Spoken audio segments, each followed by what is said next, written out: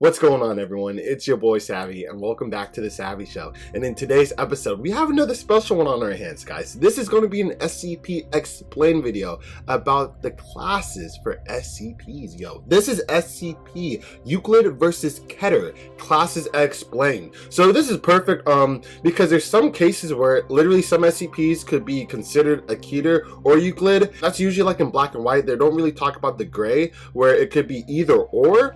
Hint hint, the smoky reactor I did for Dr. Bob, I thought that was going to be a Keter, however it was a Euclid. So I don't know. So we shall see what they're going to explain to us. I'm really excited to see how they break it down, and hopefully it's a good explained video. So with that being said, if you guys are excited for this reaction and you guys love SCP content, please smash that like button. It'll mean the world. It'll help the channel grow, and it takes less than a second and is 100% free. So help a brother out and smash that button. It'll mean the world, man.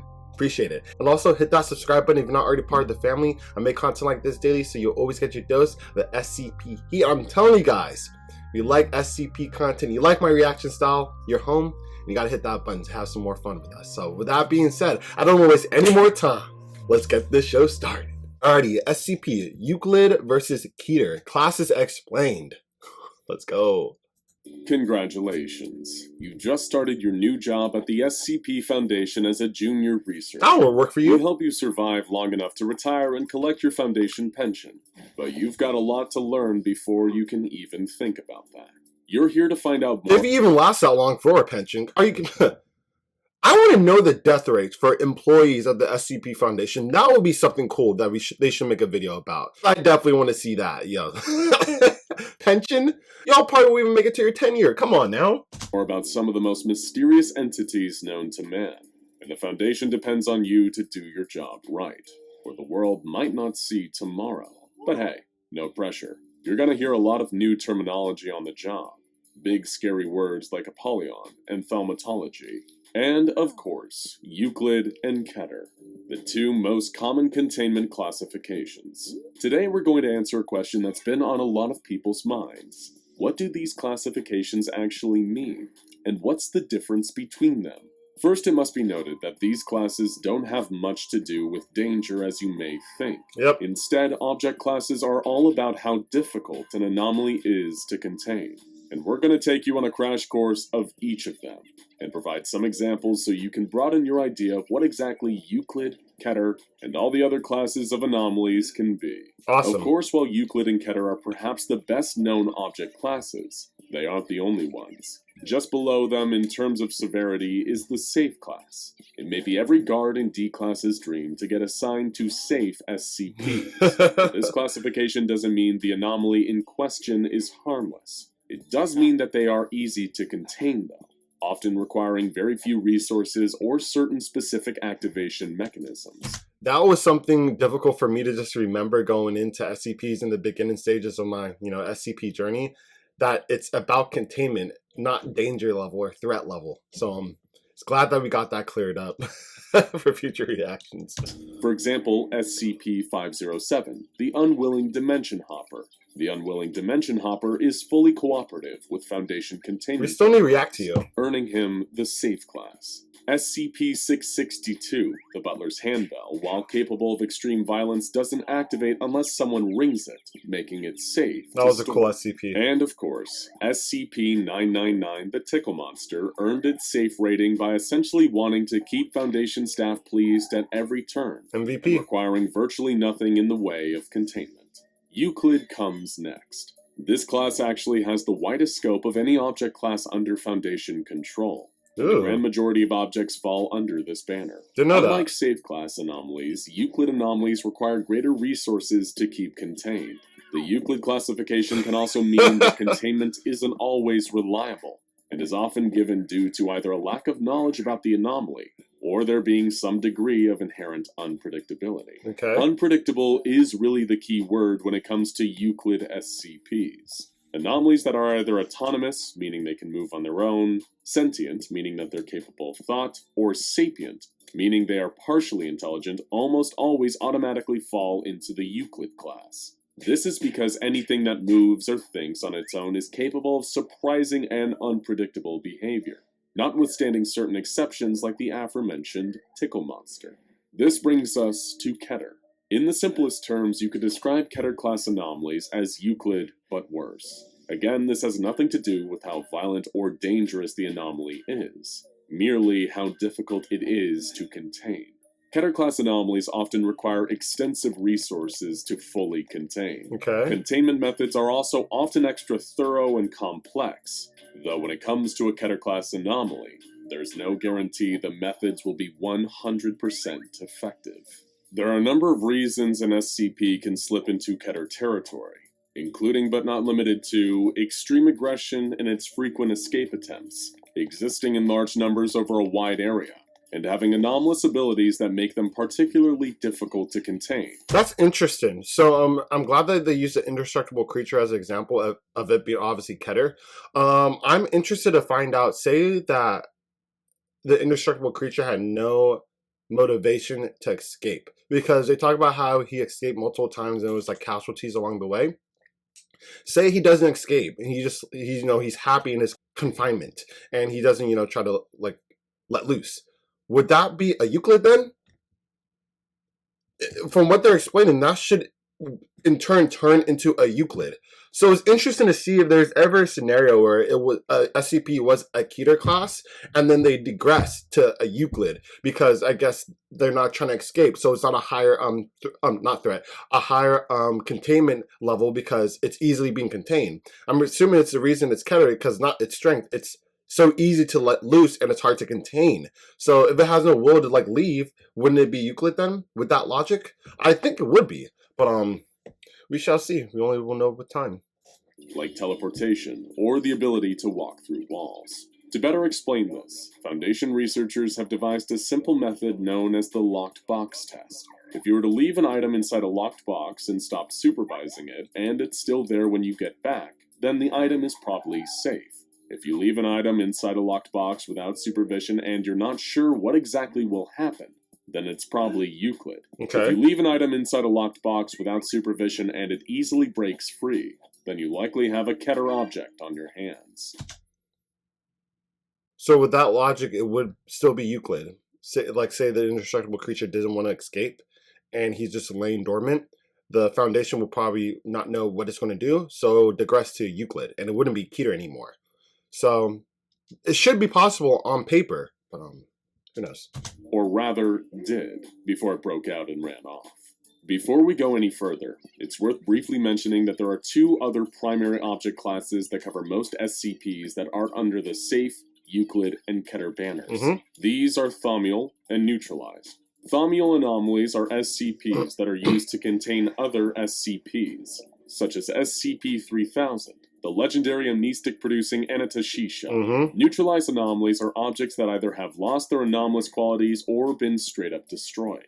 A good example being SCP-1762, the cardboard box which used to contain the Land of Fantasy. But back to Euclid and Keter. What are some good examples of Euclid and Keter class anomalies in containment right now?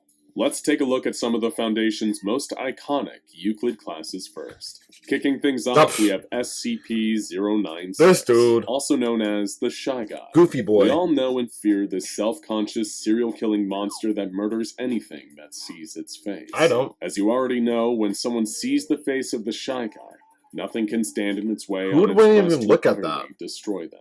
The monster has not only proven successful in causing mass casualty events, it's also pretty much indestructible, and has shown that it's able to tear its way out of containment with ease. So you may be wondering, why is the Shy Guy Euclid and not Keter? While it may surprise you to hear this, SCP-096 is actually closer to safe than Keter. The monster may be incredibly dangerous when its rage state is activated, but it's proven fairly easy for the Foundation to control this activation.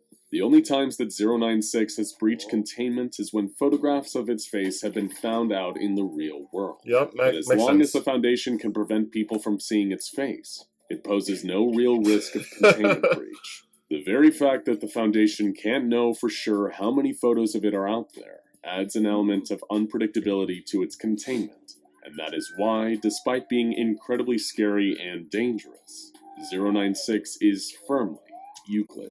And that's interesting because if it wasn't because of the pictures that they don't know how much is out there, this will be a safe class because there would be no need to worry about him escaping because they're worrying about that because they don't know how many pictures of him is surfacing around the globe, because if they see it, he will obviously escape, which in turn will be harder to contain. So I'm glad they used this SCP as an example. Even though it's goofy as hell, it was a good example. Next, another Euclid anomaly that needs no introduction. SCP-173, also known as the Sculpture. Dangerous. This nasty piece of modern art has given workers at the Foundation many a sleepless night thanks to its terrifying tendency to snap the necks of anyone who isn't looking at it. This is a creature so scary that even SCP-682 feels uncomfortable around it. Much like SCP-096, 173 has also proved nigh impossible to kill. And in a containment breach, it's been known to stack up bodies like it was Judgment Day. So why just Euclid rather than Keter? Once again, it all comes down to how the Foundation understands just how 173 ticks. As everyone knows by now, 173 is paralyzed whenever someone is looking at it. As a result, the Foundation has been able to devise containment methods that center around keeping 173 constantly observed. The reason it's Euclid rather than safe is that while quite reliable, this method is also somewhat time and resource intensive. As with anything that requires a high degree of human involvement, the potential for human error is always there. What if they just put him in a room and no one's staring at him though, and you just lock the door? Would he actually just go crazy? Like what will happen?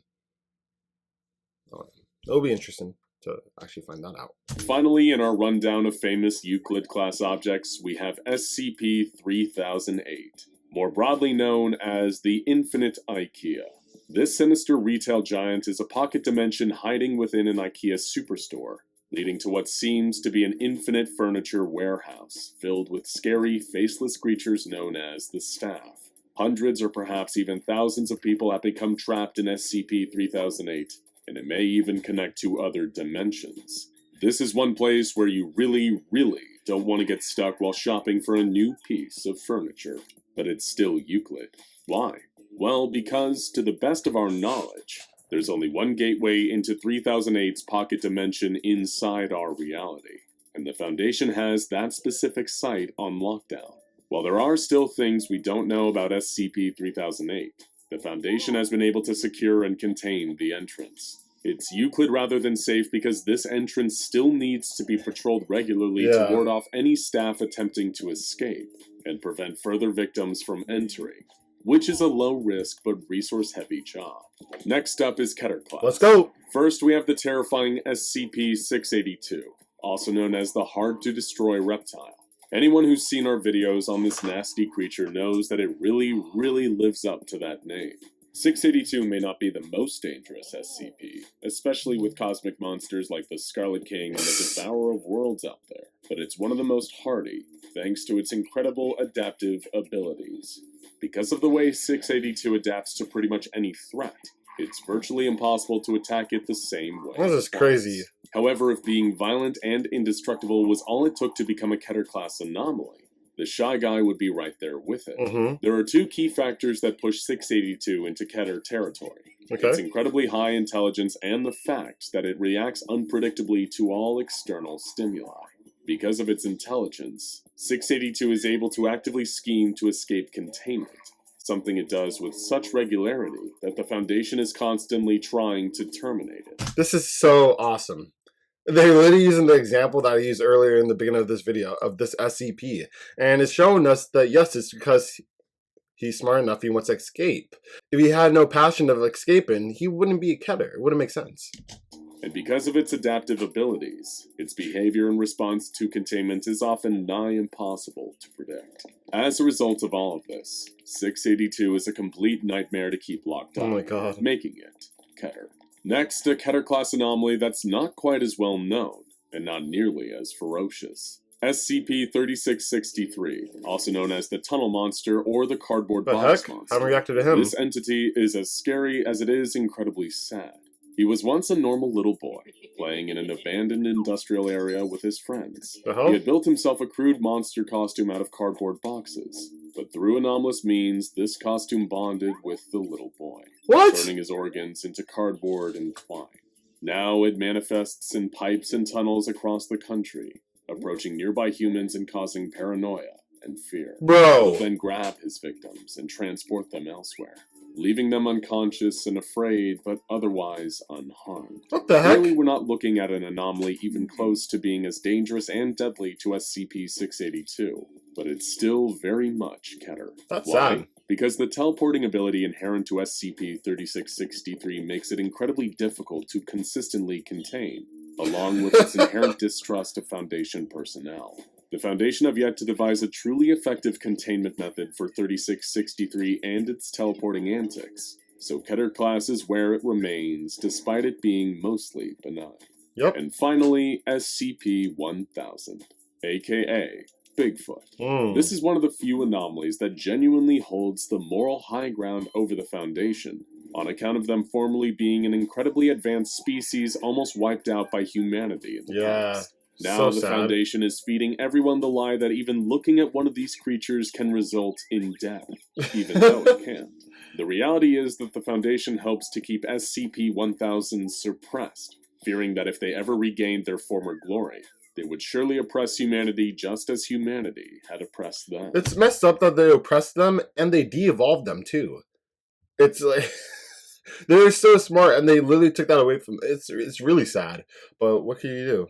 Even though, once again, it doesn't appear that SCP-1000 has any such malicious intentions. So why are these abnormally large and abnormally intelligent apes Keter class? Once again, it all comes down to two facts tipping the classification scales, and in this case, those are population and dispersion. There are a lot of these creatures out there, especially across North America, and the fact they appear in forests all across the country makes it incredibly difficult for the Foundation to keep a lid on them. Makes sense. Seeing as a civilian, simply seeing an SCP-1000 specimen constitutes a containment breach. These happen frequently, especially if you run encrypted and conspiracy circles and are out actually looking to meet one. That brings us to the end of our crash course on Euclid and Keter class anomalies. Okay. We hope you enjoyed your stay and managed to survive all the strange and horrific entities we've covered. Let us know if you've enjoyed this video. Wait, what? And want to see more. No! You hold up. I must have heard it wrong then. Give me 1 second.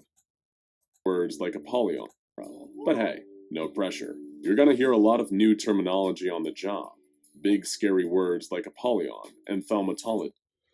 Okay, they said we're going to hear Apollyon and thaumatology. However, they didn't really talk about Apollyon, which is a bummer, but why are you going to say that? But I guess it's not a big deal. I was excited to hear about that, but oh well. This is still a great animation to say the least. So with that being said, if you guys enjoyed this reaction, please remember to smash that like button. Also smash the sub button, join the family if you're not already part of it. And let me know in the comment section below what you guys thought about this breakdown and the examples they used to describe the classes within the SCP Foundation for SCPs. So with all out the way, I look forward to hearing your comments.